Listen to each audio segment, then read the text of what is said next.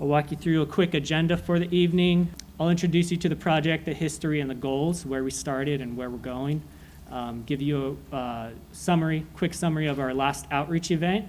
And then we'll get into the meat of the project, talking about for trails. We'll talk about destinations and opportunities, constraints, and we'll present the proposed trail alignments, the trail types that we've determined are appropriate for some contexts in the city of Corona, as well as safe crossings where you can't always be on a nice class 1 trail, and you have to eventually hit the road network and interact with that and what that could look like. I've also taken this to the step of filling in some gaps by proposing some draft on-street bike facilities to utilize some opportunities, on-street opportunities, to connect between the desired destinations as well as some of the proposed trail alignments. And finally, we'll talk about next steps and get to your written input on some of the table maps we have. Will be available to ask questions and mingle some more. So we started in summer of 2018 with the Trails Master Inventory. Our first outreach event was on July 4th, actually at Santana Park here in 2018.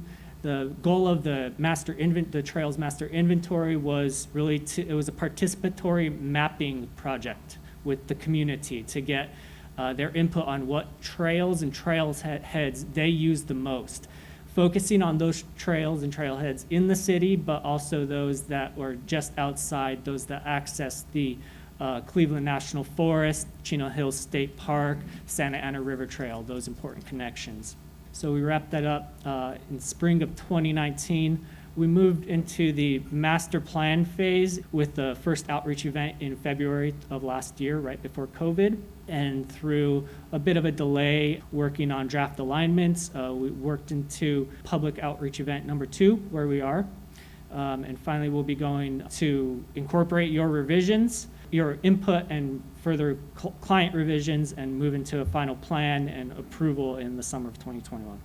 So what are the goals for this project independent from the inventory project? So it's to plan for trail access and new trail connections as development occurs.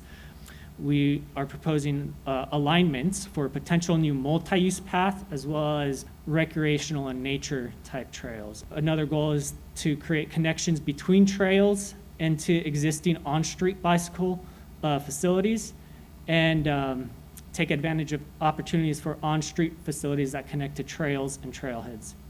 We'll also be working through, after this outreach event, working through design guidelines and feasibility and funding for some draft alignments.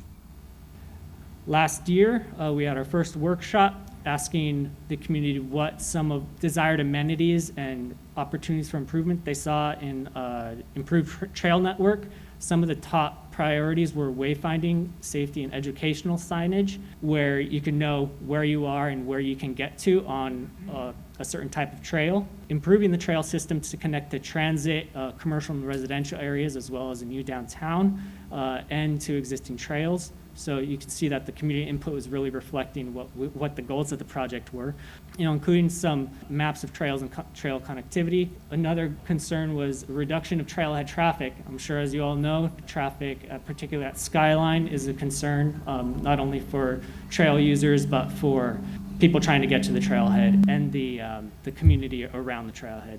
And there's also some room for improvement for communicating what amenities there are around the trail system in the city, or accessible through the city. So some general concerns were brought up as well pertaining to trail overuse, environmental disturbance and damage, private property up against the foothills, again, the limited parking at trailheads. There is a perception that we run into a lot that trails, particularly class 1 multi-purpose paths, that there's a perception that they contribute to noise, lack of cleanliness, and crime. So that was a concern raised here as well.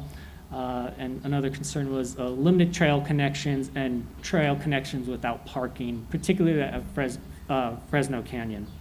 So what's the first step of a project like this? You have to understand where you're trying to get to, what you can take advantage to get there, and what's going to really prevent or be a barrier for you to create a trail there.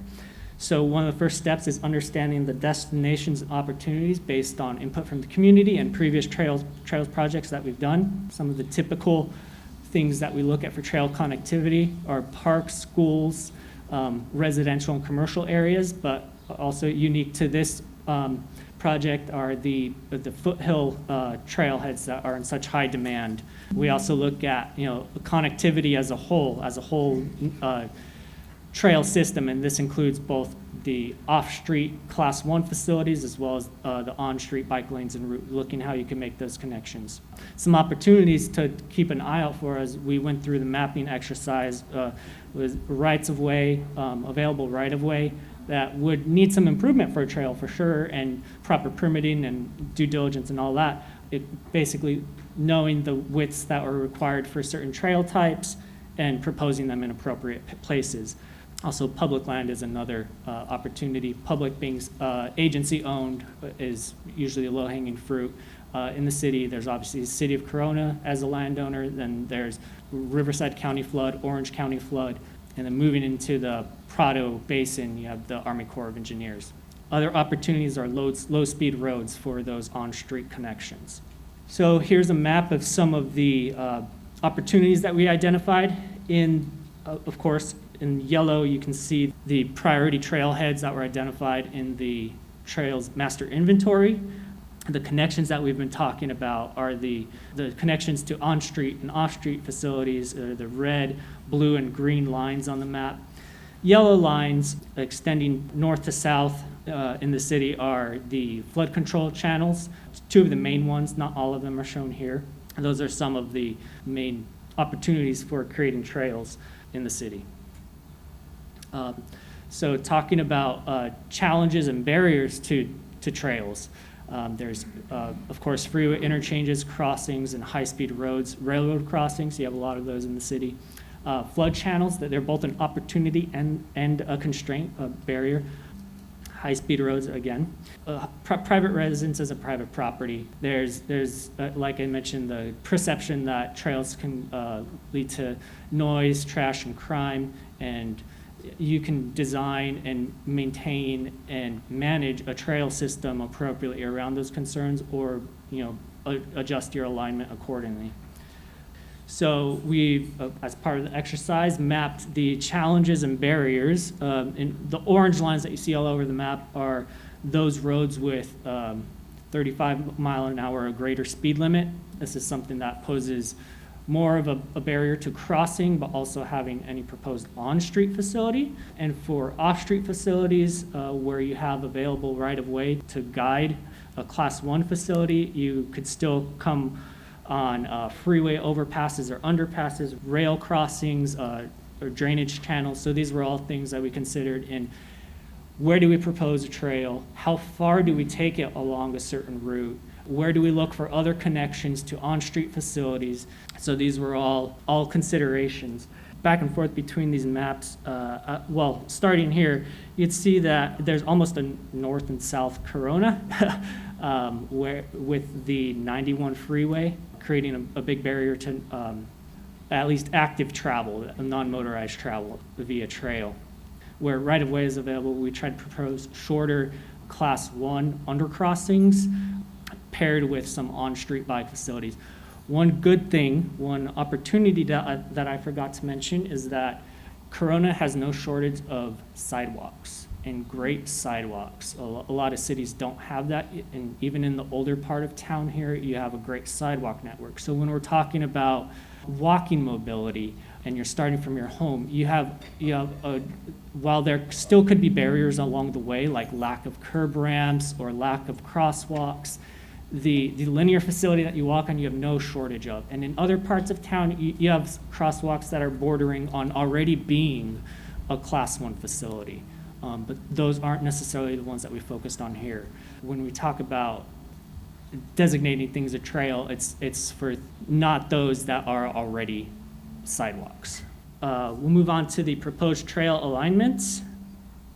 The red lines here you could really think of as the backbone of the system. These are multi-use paths along the Flood control channels, they really provide north and south connectivity, but you see when they hit the 15, because of right-of-way limitations, you definitely have to put a break in the facility and consider other ways to get through there. Again, even though there already may be sidewalks, there may not be, if you're traveling on a bike along this Class 1 facility, you'd have to be traveling in a high-speed road. So we did include these on-street connection facilities as part of the project as well. Those flood control channel multi-use paths are the most bold red line you see there. So a path, a hard surface path with 2 lanes in each direction, minimum of 4 feet, typically up to 6 feet with a buffer, a planted buffer or a separation away from the roadway in any case. So you're not immediately adjacent to the street and you're not on the street. But some of the designations there are the width and the surface and the relationship to the street. So that's Class 1 multi-purpose. The dark red line you see here and the one right below it, the street adjacent multi-use path, that is essentially the same type of facility. The only thing different is context. We felt it important to create, talk about the experience that you're getting on these types of facilities. One reason being that people most relate to experience, but also because it's hard to see in a community event like this what we're talking about. So where you see the bold dashed red lines, those are multi-use paths along flood control channels, and where you see the slightly lighter dashed red line, it's street adjacent. So it has some buffer away from the roadway, but it still adheres to the Class 1 facility standard. The yellow lines that you see on the map here have potential to be Class 1, but they utilize utility roads that exist in some of the canyons between residential areas. We propose these as being either paved or natural surface. They're not proposed in key linkage corridors, so the transportation component of a Class 1 isn't so important with these, so the surface doesn't matter. They facilitate transportation as a focus as well as recreation, so they tend to be longer and provide connections to things like transit, high-density employment, high-density residential.